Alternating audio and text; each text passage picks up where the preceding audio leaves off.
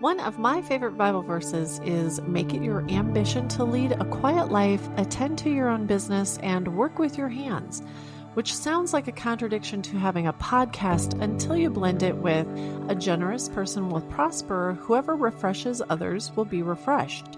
In the Makerspace, we are here to build each other up and connect you to the people who can help you. I've spent the last few years trying to be a mom to 6 kids, 3 by birth and 3 by a very hard adoption, and I'm pretty sure I've screwed some stuff up. In the middle of all of that, I built an online business. Now I'm creating a community to connect those moms that feel like nobody else gets it. This is the Makerspace Podcast, and I'm your host, Cam Ostwald. Hey, you guys! Welcome to the Makerspace Podcast. Thank you for listening to episode 19. Oh, happy Thursday. It's been a morning already. And kind of along that note, I had already kind of written what I wanted to talk about, and I think it's appropriate for what my morning has been. So thank you for tuning into the podcast where we are trying to create a community for moms in the middle of a hard adoption and trying to give them a space and a community around them that believe in them and just quite frankly believe them for what they're going through. Now, I do realize that not everybody listening to this podcast is going to be in the middle of the hard, and that's fine. That's maybe you are in the process of your adoption. You're kind of in the middle. You're waiting for those kids to come home. Maybe you are at the beginning. You're still doing research on adoption. All of that is fine. And actually, those are the people that I want to talk to right now. The rest of you can listen in and nod your head and let me know if I'm off base, if you agree with these tactics. But what I'm kind of learning, and first I want to preface, I am not an expert in any of these areas. I am an expert in what I have gone through and experienced myself with our family, with having 3 adopted older children that we adopted. They're a sibling group. They're full-blooded siblings, and we adopted them from Europe. But I am not an expert in anything else. So what I have discovered, though, is there needs to be so much more education when it comes to adopting, and the adoption world just doesn't have it right now. And I think there needs to be more discussion about it. If we understood better what everybody is going through, if we did our research and were held to these higher standards, I think there would be a lot less disruption and a lot less failed adoptions. And let me give you an example of what I'm kind of talking about. In the US, each state has their own specific guidelines for being a foster parent. Okay. And some states are more lenient than others. Some states have more requirements to have the foster parent licensing. And so if you pull up, it is childwelfare.gov, you'll see what I'm referring to. There are some states that require up to 38 hours of training. Quite honestly, I think that's a sufficient amount for an adopting family, parent. I think that should be a requirement. That should be tied to the adoption process. And I know those of you who are in it are probably like, oh my gosh, I couldn't handle that. There's no way I could go through all of that and train for that, or I want to wait that long. But the thing is, the wait is not the hardest part of the adoption. When you bring home an older child or, one that has an attachment disorder, you're going to want to know how to treat that person, how to get them the help they need, how to look for the help that they need. but I'm kind of getting off track a little bit. We had 10 hours of video time attached to our international adoption. That wasn't even a national requirement. That was actually an international Hague Convention, which Bulgaria is the country that we adopted from, and they are members of the Hague Convention. And the 10 hours is part of their requirement. It's not a US thing, but it is an international thing if the country is connected to that Hague Convention. I honestly can't even tell you what's on those videos, and we did not spend 10 hours watching them. So they were completely inadequate for what we needed, and I never referenced them again. We buzzed through them, and like I said, I don't even remember what was on them. So when I'm on the website, I pulled, when I got on, I pulled the home study requirements for prospective foster parents. And I pulled it, like I said, off the childwelfare.gov. And it says it's current up to 2018, but I still think these requirements are accurate. This is the list for Alabama. Way to go, Alabama. Kudos to you. I think this is awesome. And I hope these are still enforced. Complete 30 hours of training. It will consist of the following components: child development, behavior management. I want to know how that looks. The process of grief and loss. And kind of on that note, I actually have a friend who I'm going to be having on a future podcast in near future. She is in the process of grieving her biological son who was killed. But there's so much grief and loss in adoption that I want to have her on to discuss how different it looks for everybody. So I'm really, really anticipating getting her on. So the next one is the dynamics of attachment and separation. I'll be talking about more of that in a bit. The value of families, individualized service plans. This is huge if your kids are in the system at all. Identifying the strengths and needs of families and children. Behavior as an expression of underlying needs. The value of partnership.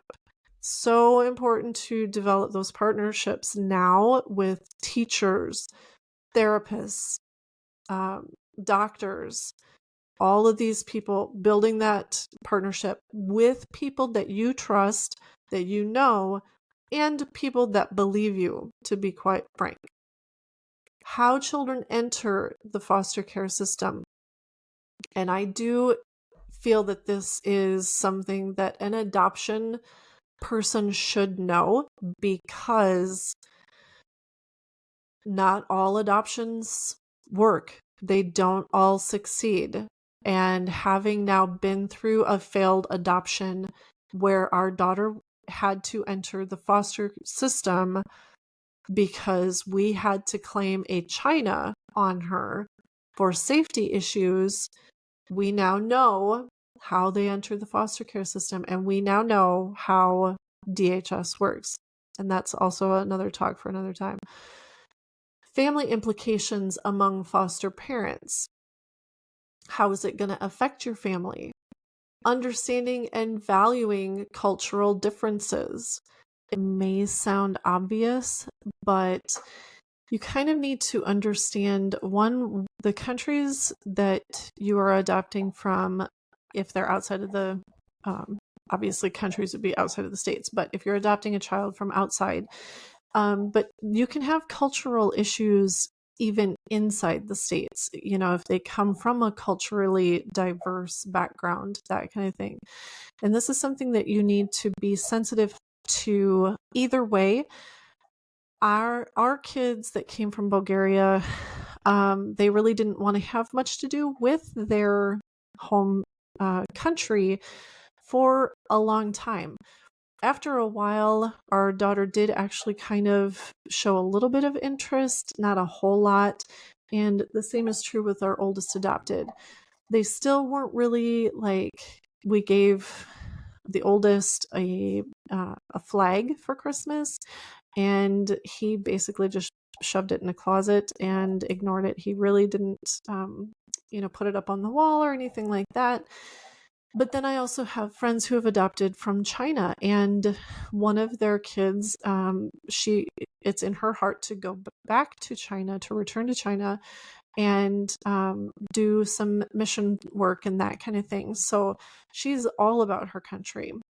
So it can go either way, and you just have to be sensitive to that and accept either way. If you're adopting from China and you're trying to share foods and they are just not having it, you need to be accepting of that. And then also for Alabama, they have complete 15 hours of in-service training annually. So even after they're approved, they have to do this once a year. The training may include, but is not limited to, CPR, child safety issues, which I don't have. I don't have CPR. I need to, but I don't. Crisis intervention, engaging families. That would have been a good one to know. Effects of multiple placements. If you're going to adopt a similar group, are you going to adopt different children? Are you going to foster and adopt? This is all stuff you need to know, how that affects, if you have biologicals, how it's going to affect all of the kids, how it's going to affect you. And if you're married, your spouse, your marriage, with reactive attachment disorders, triangulation is a huge thing. You need to be a united front. If you are married, you guys need to be in agreement that this child that's coming is going to have trauma, regardless of when you get this child, regardless of what they've been through. And the real facts are that they may try to triangulate the two of you against each other. And I have actually seen where one spouse thinks the other spouse is hurting the other child because that's what the child is talking them into, forgetting the fact that this is the person that you married, that you know better than anybody, and this child has trauma issues. So that is something that you definitely have to be aware of. Then it's the cultural sensitivity, significance of birth families. If your children know their biological family at all, are they going to have connection with them? Are they going to want connection? Are they going to want to talk about them? Are they not? Are they going to be in their life at all? Are they going to eventually want to?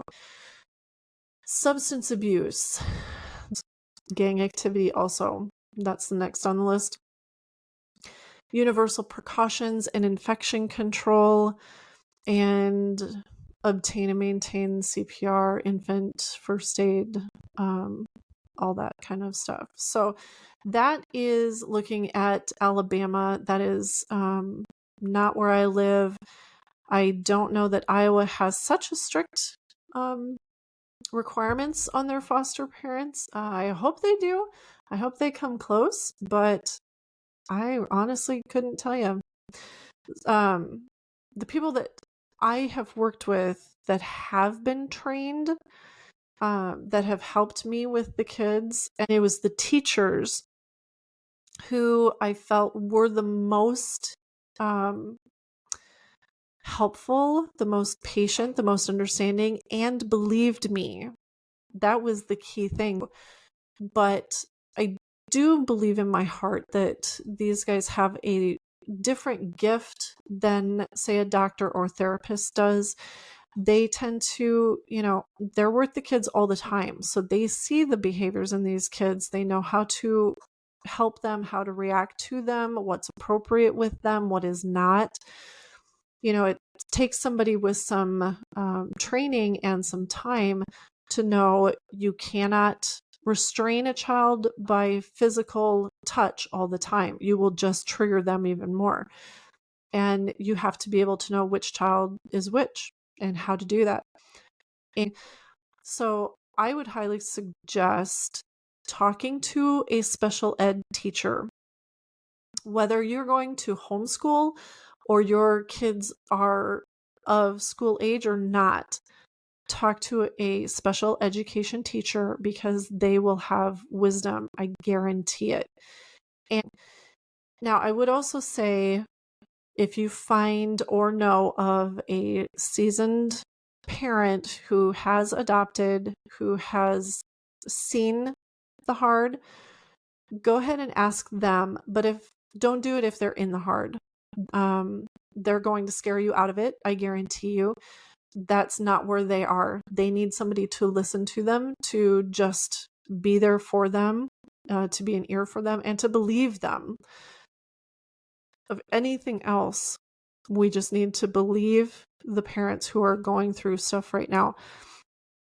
When I stress so much about believing us, believe us when we tell you that we have locks on the doors, that we have our scissors and all of our knives in locked boxes, that we have cameras inside the house, that we have cameras in hallways and bedrooms, that we have locks on the inside of the bedroom door.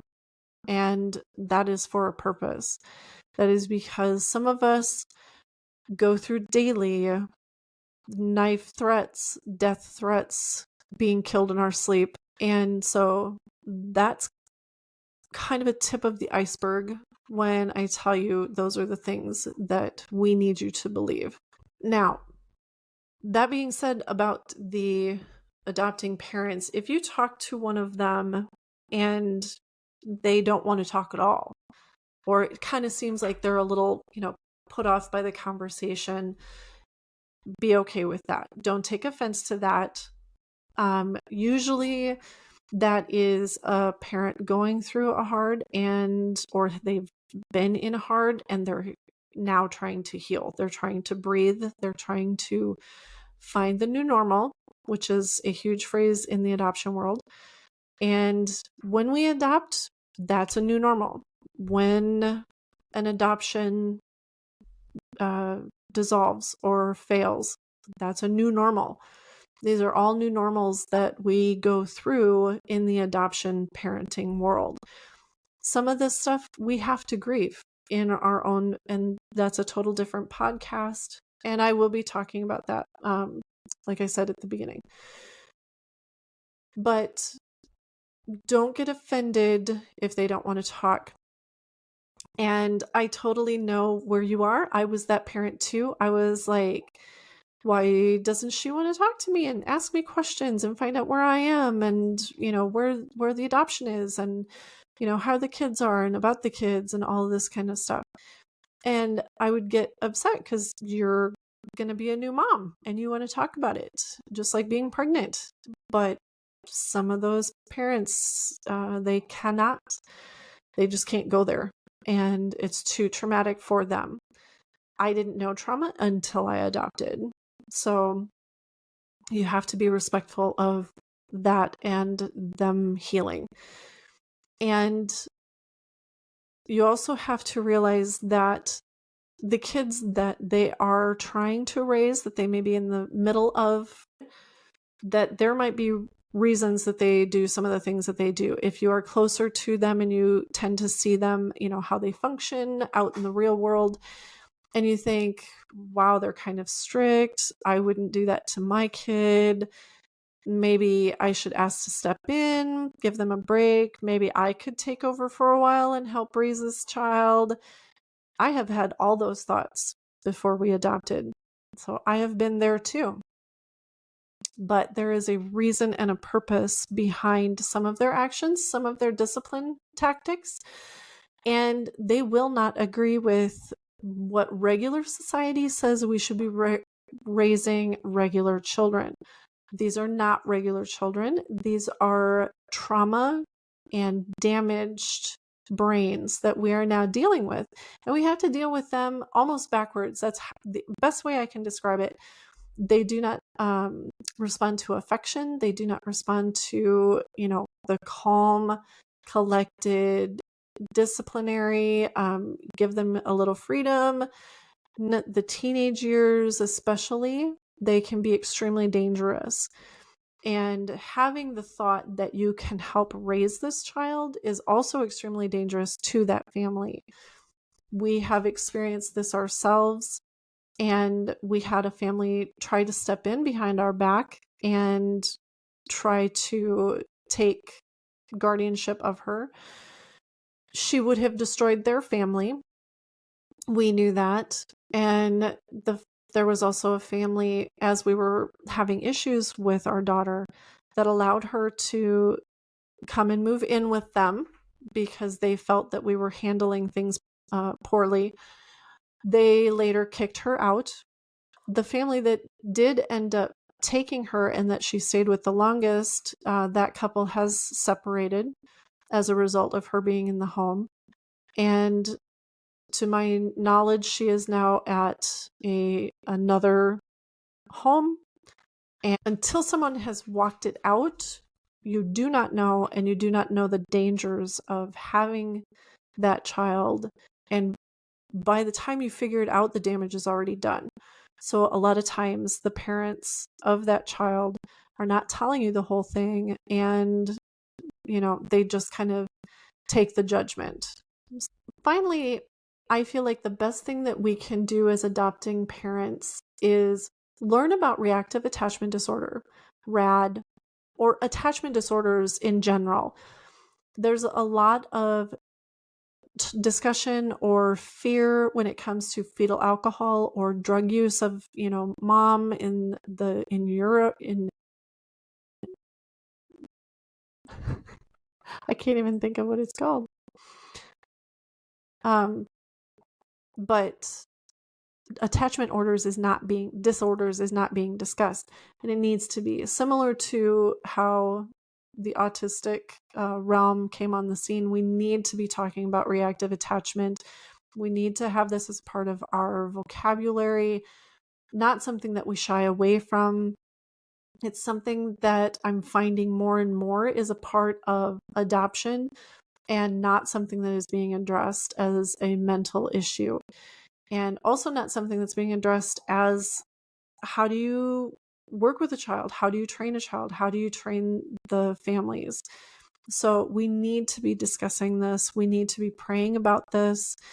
We need to speak to others who have fought this reactive attachment disorder, because you can see a wheelchair and you can see a limp, but you cannot see RAD. And usually it presents itself very sweetly and obediently and helpful, and it can lie dormant for a couple of years, a lot of years actually. And then all of a sudden it just rears its ugly head one day.